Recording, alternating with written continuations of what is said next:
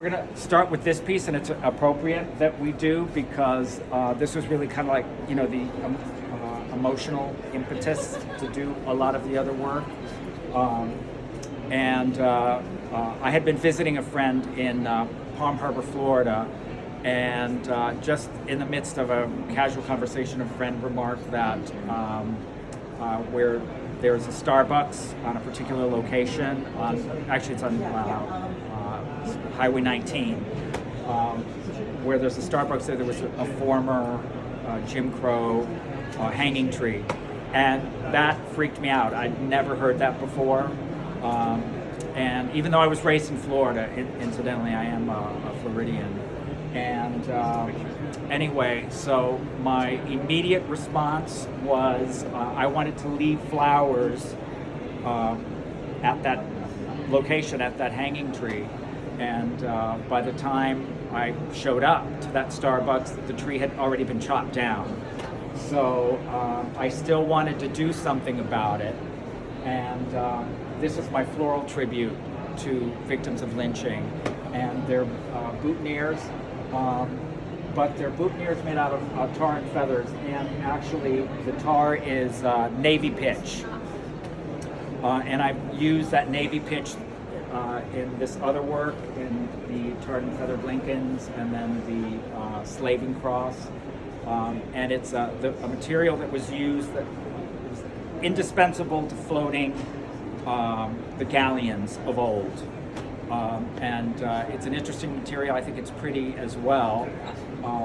But my intention with this was to take elements of reproach and then old maritime industry, those two things, and turn it into a badge.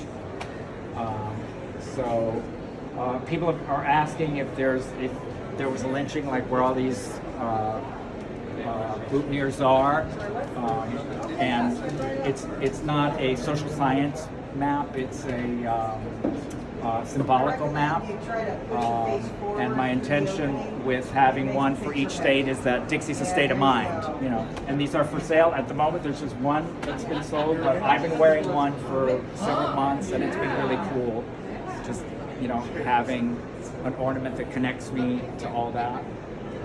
And so where else? I named these Christ of Dixie, and it is based on a historical event, the Fort Pillow massacre. There are anecdotal reports of United States colored troopers having been sacrificed, and it's interesting because obviously, from looking around, I like Christian imagery. I've had so much of it, I wanted to do a Black Christ for a long time. And what I didn't realize is that Nathaniel Bedford Forrest beat me to it. To my knowledge, nobody had really made an art piece about it. That's what inspired this piece, and hopefully it's apparent that it's a young adolescent United States colored trooper. And I did use the face of an actual soldier.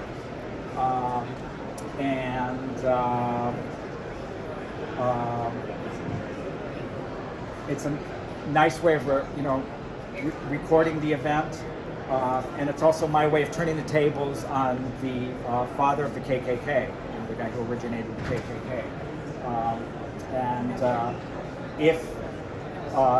If you conflate a group of people with Christ, it's going to create an idol, and that's my testament to that historical event. Cool.